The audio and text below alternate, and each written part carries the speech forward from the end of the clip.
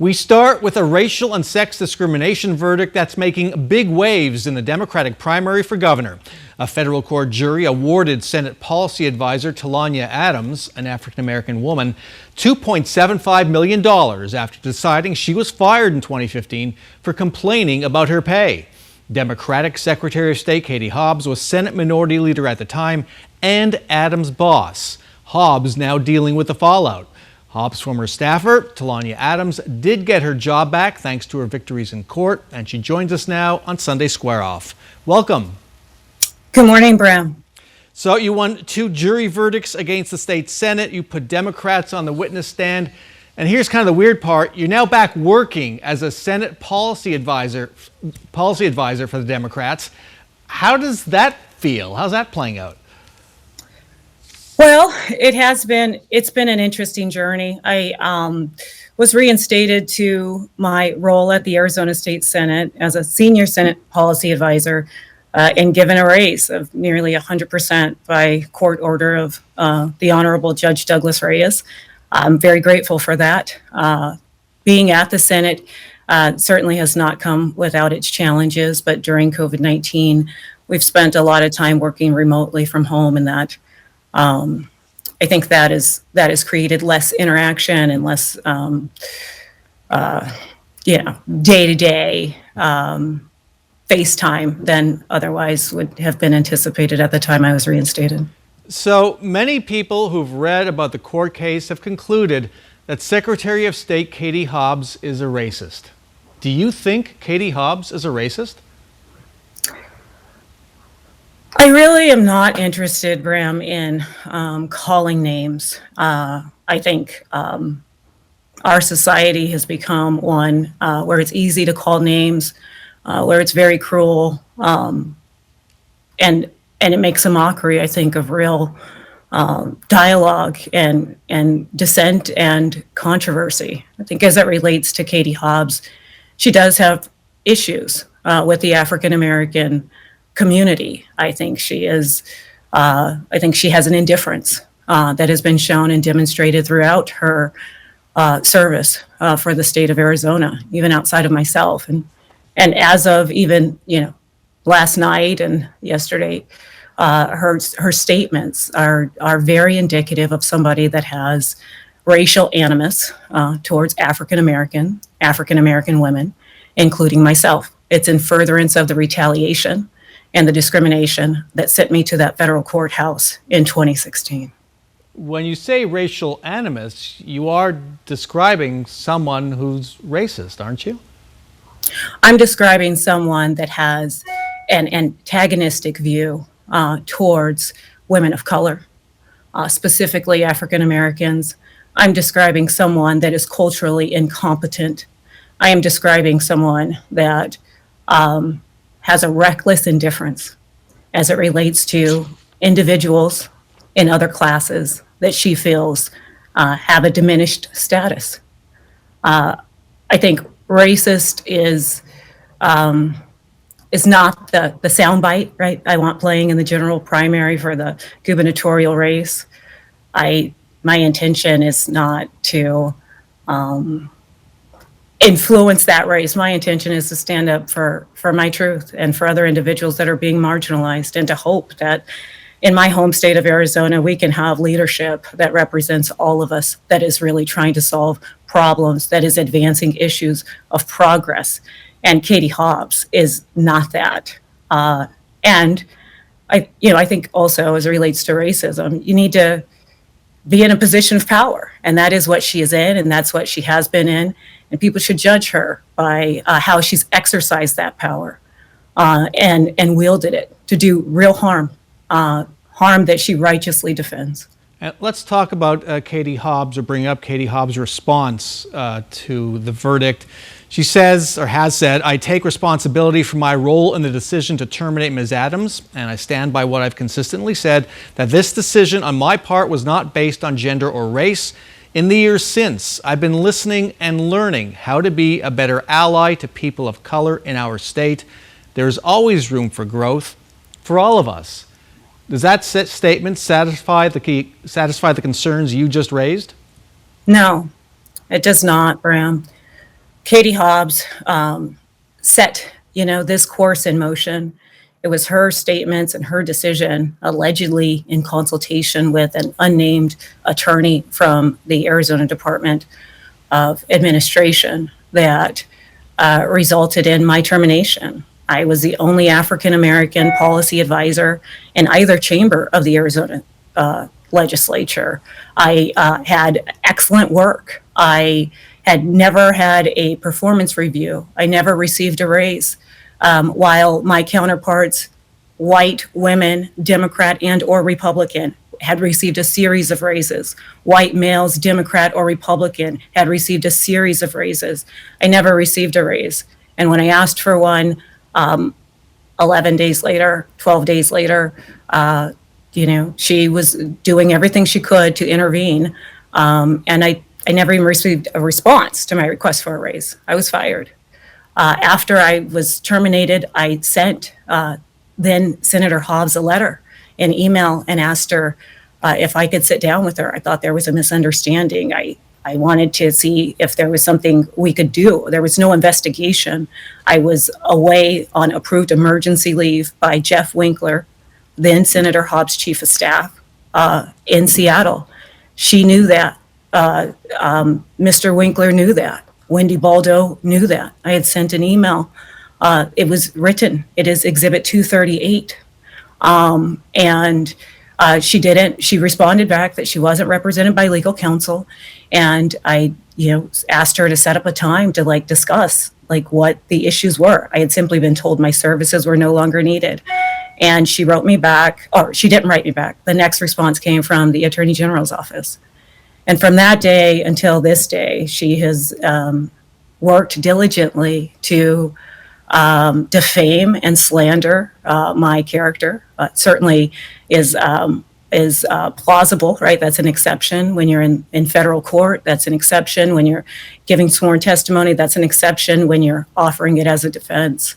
But as a licensed attorney in the state of Washington, the currency of my profession is its confidence, its trust. It's a privilege that extends beyond the death of the attorney-client relationship.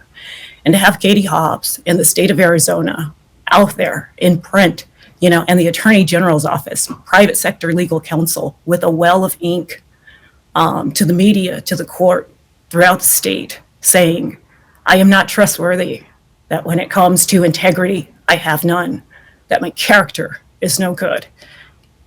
It's painful, and it has sullied my reputations in a way and beyond repair, both personally in this community and professionally as a lawyer. And I do want to mention, you mentioned Jeff Winkler, Katie Hobbs, chief of staff, and Wendy Baldo, who was chief of staff for the Republican majority in the Senate, which really runs the way the Senate operates. This statement from Secretary Hobbs to the Arizona Mirror, which came after that earlier statement, she added that the firing was based on a pattern of issues that dated to November 2014, 3 months before the firing, and said those issues weren't presented at the trial, but Hobbs did not elaborate in that Arizona Mirror interview. Do you know what she's talking about? I do not, and I'm sorry, can you clarify that they were or they were not presented at the trial? They were. Hobbs said they were not presented at the trial. Oh, thank you. I do not know what Senator Hobbs is saying when she's saying these issues weren't presented at the trial. We've been in federal court since 2017. I am a 45-year-old African-American woman seeking redress in the federal court for grievances, right, and harm caused to my 37-year-old self. She has had more than enough time, over 2,400 days, to state what those things are. And as a, personally, it's painful to see that's that indignant response coming from the sitting Secretary of State. Professionally, I question whether or not she perjured herself on the witness stand in July of 2019 and on November 9th of 2021. I did send an email to the Senate's private sector legal counsel, Mr. Morbley, and asked him if he was aware of what Ms. Hobbs was stating, because there was a lot of terrain covered. I think the full scope of the termination and all of the events that occurred prior to, leading up to the termination, and after. They had a vigorous defense, and never was performance issues a claim or a part of their defense. Never was my work product a claim or part of my defense. Hobbs herself said in sworn testimony at the July 2019 trial, she always felt very prepared. She felt I was very competent in the role. And so I find it incredibly concerning that she is now in the public domain after 2 trials, not asserting that there's some, facts that she cannot provide. I mean, that's incredible, especially given the fact that she never asked me a single question. There was no due process. There was no investigation. In fact, for the first 2.5 years after my firing, the assertion was I was an at-will employee and cause was not required. Do you think her conduct in her firing disqualifies her as a candidate for governor? I do. Bram, when I was fired and reached out to Hobbs personally, as a woman, as a former, as a fellow Democrat, I'm a lifelong Democrat, as a fellow Arizonan, I'm born in South Phoenix in the state, to try to resolve what I thought was at the time just a misunderstanding. She couldn't even respond, right? I mean, leaders don't hide. They don't go silent. There is something fundamentally wrong and it's not about Democrat, it's not about Republican. This is our government. If you're a minority in this state, this is all you have, right? The rules, the Constitution, right? A Constitution that deemed you 3/5 a person, right? After deeming you property, and for redress, and to why, believe whatever you want, but don't try to lead the state. Don't try to lead the state. Yeah. All right. And so I sought legal counsel, and I began to seek redress in the courts. And part of that process, I filed when we filed the complaint, we filed a demand for a jury verdict. That is me, Talonya Adams, an Arizonan, a United States citizen, exercising my fundamental constitutional right to a jury trial. And over the course of litigation, I was given that very precious commodity of a trial. And a jury in 2019, strangers to each other, unanimously heard all of the facts. These are the fact finders, right? Heard all of the facts, made their findings, and issued a verdict granting me $1 million in damages, and found the Senate liable as it relates to race discrimination, sex discrimination, and retaliation. The decision makers from the beginning of the Senate's answer to all the way through trial, through today, has been the decision makers were Jeff Winkler, Katie Hobbs, and Wendy Baldo. The 3 of them have testified on behalf of the state in each of these trials. Katie Hobbs has been righteous in her role in firing me, the catalyst in making the determination to fire me, and frankly, on the witness stand, quite proud and dignified. And so it was a shock last week to see her response, the blame. It was a shock in October of 2019 to have this apology, and I say that in quotes, and while still denying discrimination. And it is alarming to me that we have a sitting Secretary of State that will not affirm 2 jury verdicts. This is our democracy in action, right? This is our democracy.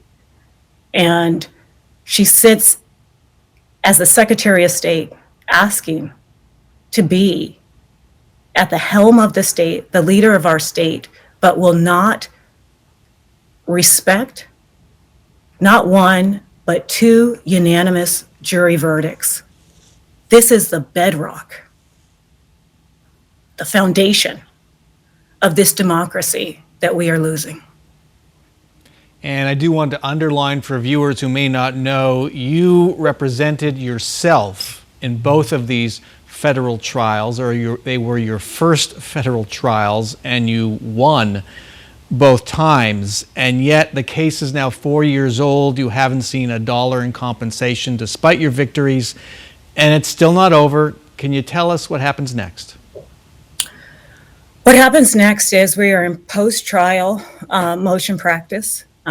We had a hearing on November 16th, and the judge ordered myself and opposing counsel to get together and draft a stipulated proposed form of judgment. Myself and Mr. Morbley are meeting on Tuesday morning to do that work and get it filed with the court. I did see in print media yesterday that President Karen Fan was asked if the Senate would appeal, and her response was that was still not yet decided. And so I think next steps is, get the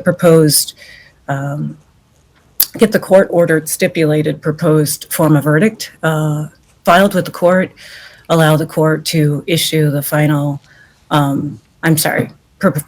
stipulated proposed form of judgment to the court, allow the court to issue the final judgment on the docket, and then see whether or not there is, further motion practice and or notice of appeal filed. All right. We have to leave it there. Talonya Adams, thank you so much for joining us this morning. Thank you, Bram.